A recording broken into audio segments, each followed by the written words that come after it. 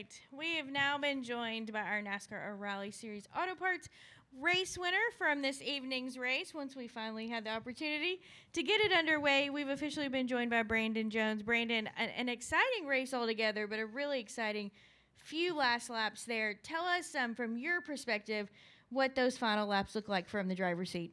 Goodness, I'm telling you what, it was interesting all night long. I thought our Supra was the best car on the long run, but not necessarily the best car on the short run. So kind of funny that it comes down to all these restarts, and that's how we ended up winning the thing, is basically off the short run. I was given pretty good feedback, I thought, all night long to, basically what the car was doing at the beginning of the runs versus what it was doing at the end of the runs. And I think just the way that all those cycles and everything played out played into our favor pretty well. Those restarts were very difficult tonight. There was both lanes, didn't matter which one I was in, had just so much wheel spin.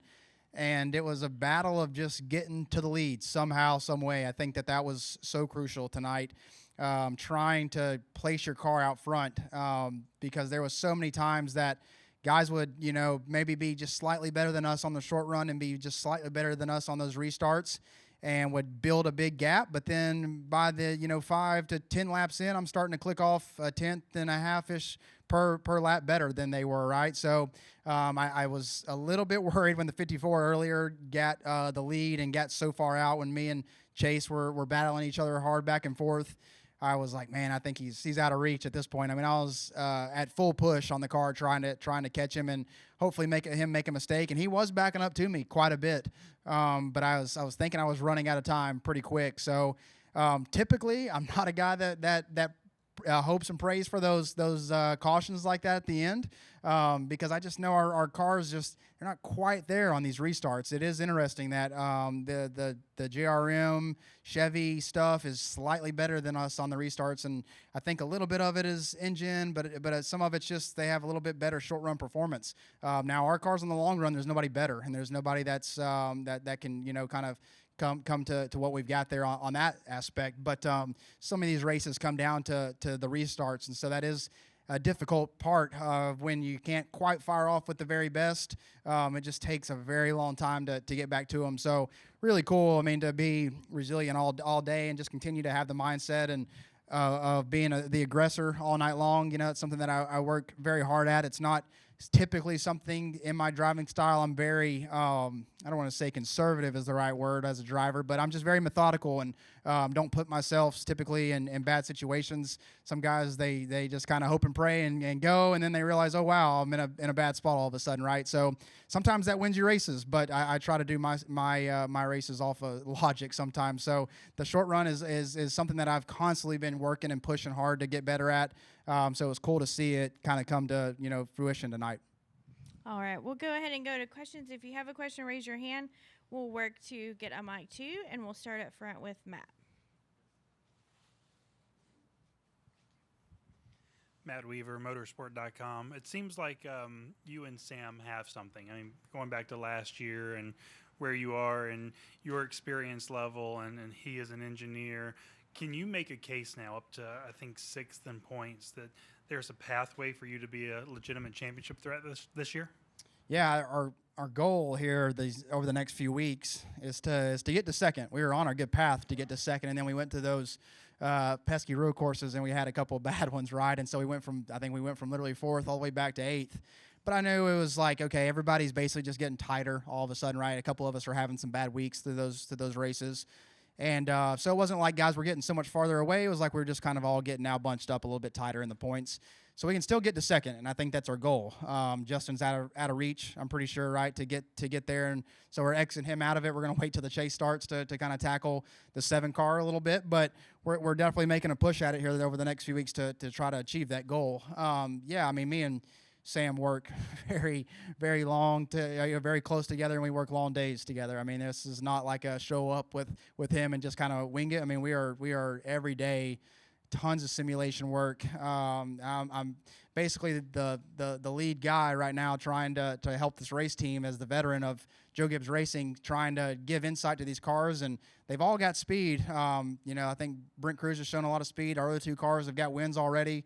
So they're doing all the right things, but it's probably nice for them. Not trying to be cocky, but I think it's just the time here that I've spent in the series trying to really dissect these cars about what are we missing just a little bit. I mean, it seems like JRM's constantly winning these races, right? It seems like that they're the ones on the high. So we're just trying to close that gap a little bit. And truthfully, I've had, and I don't even remember which ones they are, but I've had 4 or 5 races this year that were winning capable, but we just didn't capitalize on them. We may have had pit road penalties, or we may have had incidents that I did that took us out of contention, but we've had race cars capable of winning the races. So, I'm not surprised that we finally found it tonight. We put everything together here this weekend and did a really good job. And, I did my part as the studier of the sport and trying to just continue to find my weaknesses. That's all I do during the week is what can I constantly do to get better? What can I do inside the race car to make it better?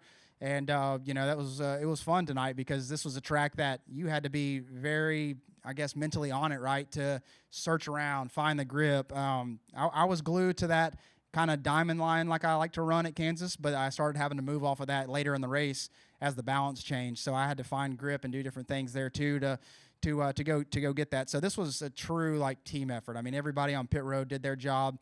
They're really good on pit road, right? Our guys are really fast. But then I had to be the aggressor tonight, and I had to get out of my comfort zone a little bit and fight hard for it. To your point about the races that get away or the races you close out on, there's a trend on your wins. We call them grip limited racetracks, right? Like the Darlingtons in Kansas and Chicagoland. What right now is preventing you think, from translating that success on the grip limited racetracks to more of the overall schedule that would truly make you a fully well-rounded championship threat? Yeah, it seems like, I don't know. It does seem like right now it takes the right circumstances and right, weather conditions and racetrack type and everything. I think that we just need to execute the days. I think if we have days like this where I'm very much on it, right? I'm very aggressive on the racetrack. I'm not letting guys have spots and hoping I'll get them back later. I'm fighting for every single position. But then we're having really good, well-executed pit stops. We're making great adjustments all night long. It's got to trend that way every single race.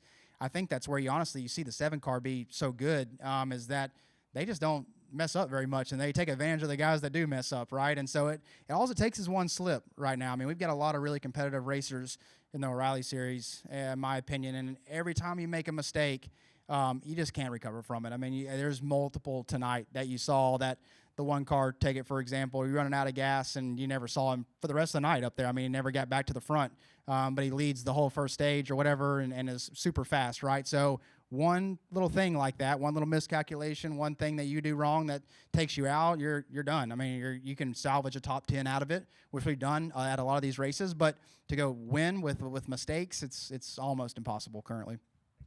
All right, we'll go to Tim.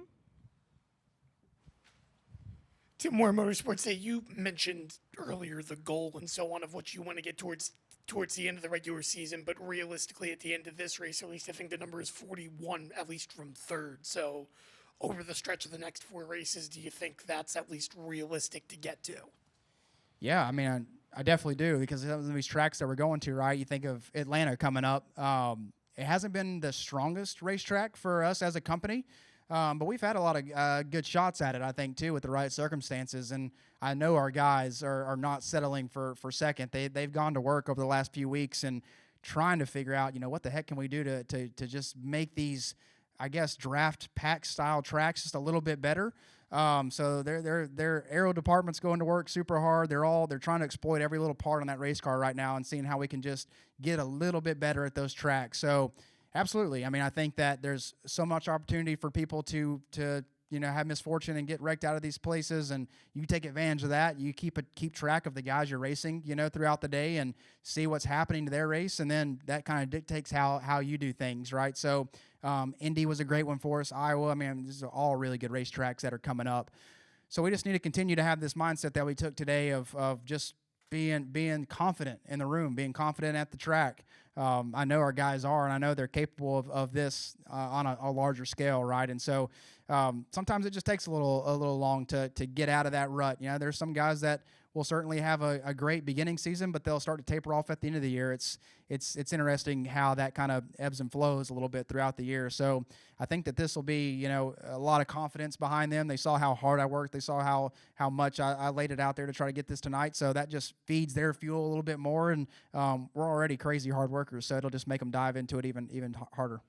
And I talked to a lot of guys post-race, and they mentioned that they were really surprised how on edge things kind of got quickly on the restarts. From your perspective, how on edge was it, especially when guys got tight to your back end?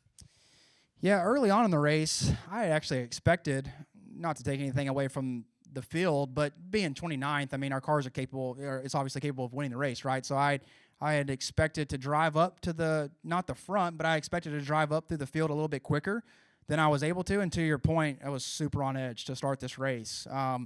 Maybe some of it had to do with the temperature tonight. We certainly weren't planning on doing a night race like we did tonight. So maybe some of that had to do with that a little bit. But I'm not too sure. I think that a lot of it has to do with you're sitting in 29th place and you've just got loads and loads of turbulent air crossing your car, and so it's just making it feel, it's giving you false feels, basically. It's feeling like it is going to slide and get loose and you're going to wreck, but the further you continue to get to the front, I'll give you a great example. The very first restart of the race, full lift, brake pressure into turn one, and then when I got to the lead, wide open, never touched the brake pedal. So that's just, sure, we made gains on our car throughout the night, but that's just how crazy it is once you get to the front and how much easier it is when you get to the front to be able to make moves like that. So, yeah, once I got to that top three group of guys, wasn't that bad. It was more so like you just had to drive super hard. And that last one that I had with Chase, I was like, I'm not lifting. Like, I am just not going to lift. I don't know what's going to happen. I don't know what's going to come of it.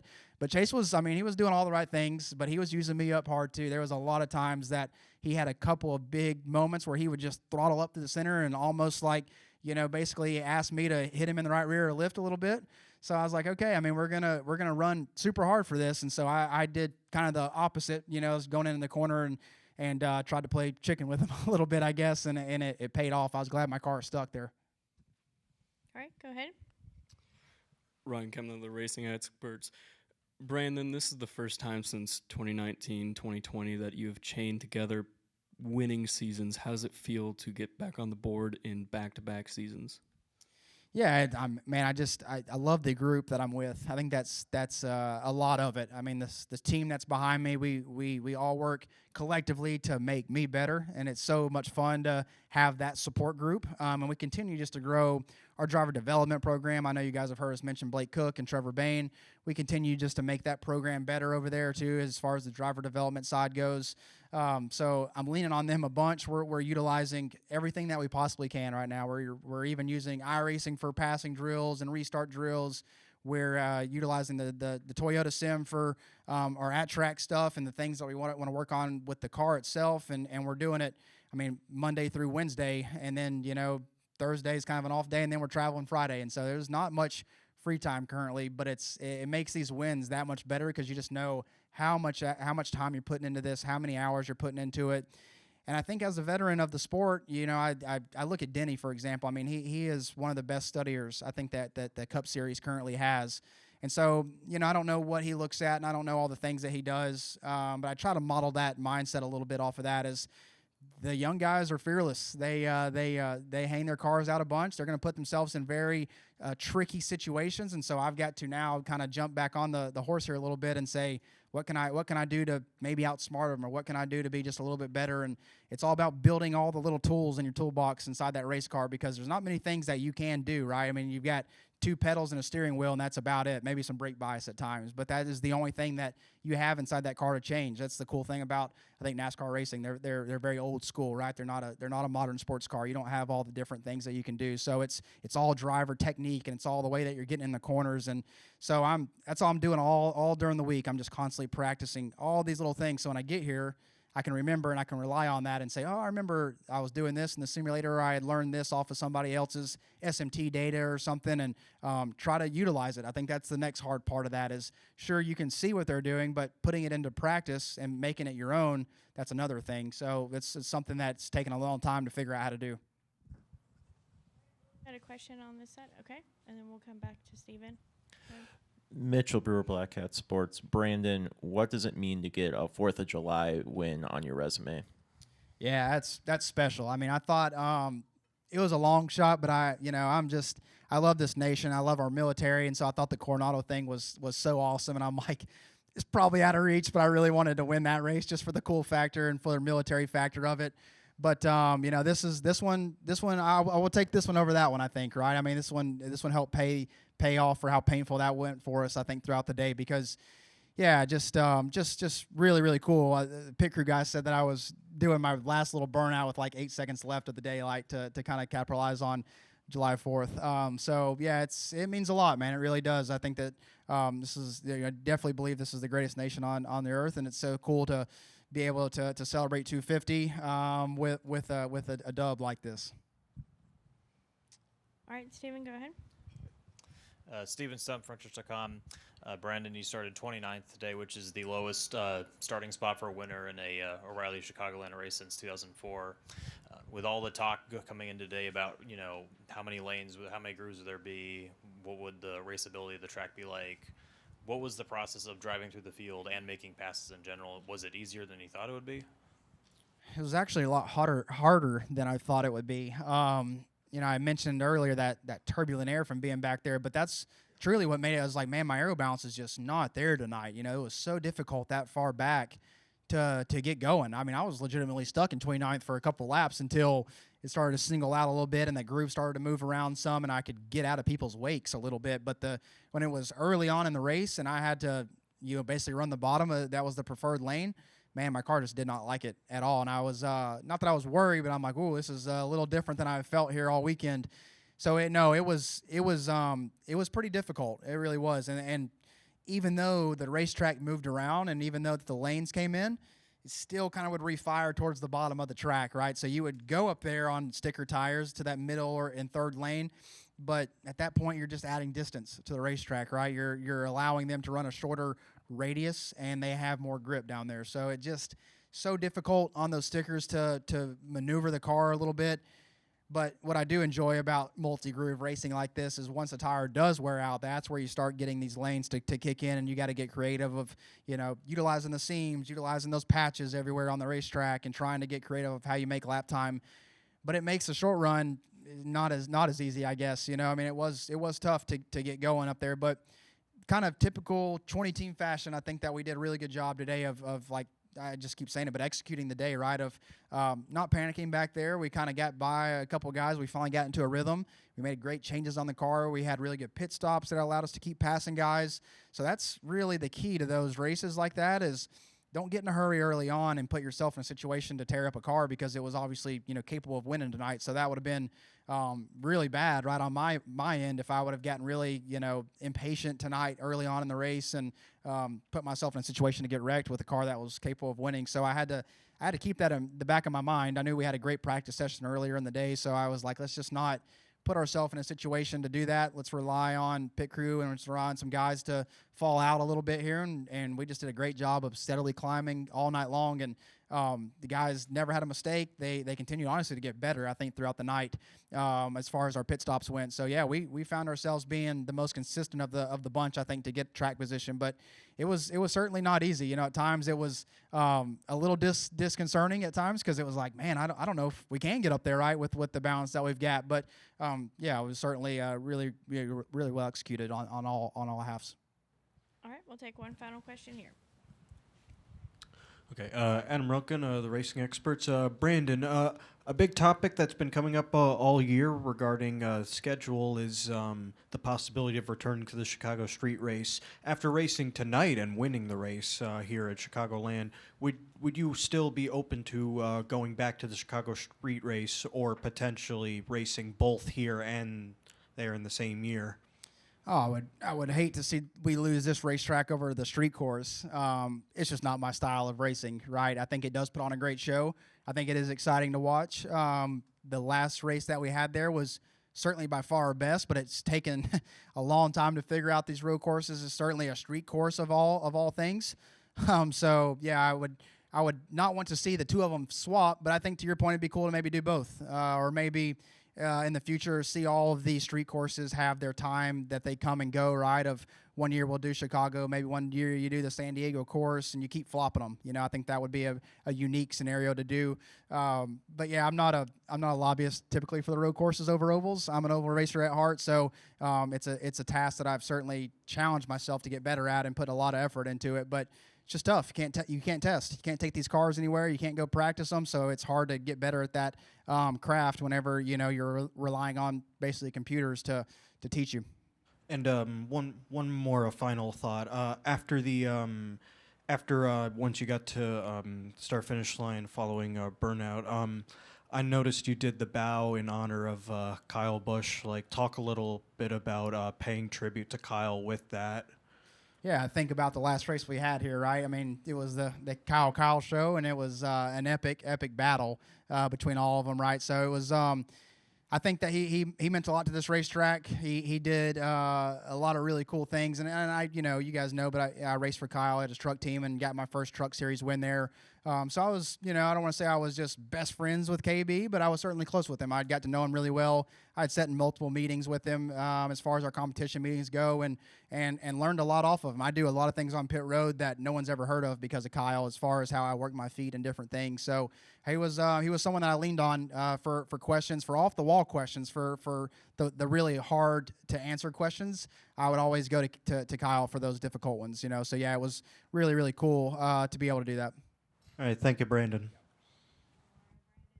Congratulations again on that win. I know you'll enjoy this one, and best of luck next week. Thank you, guys.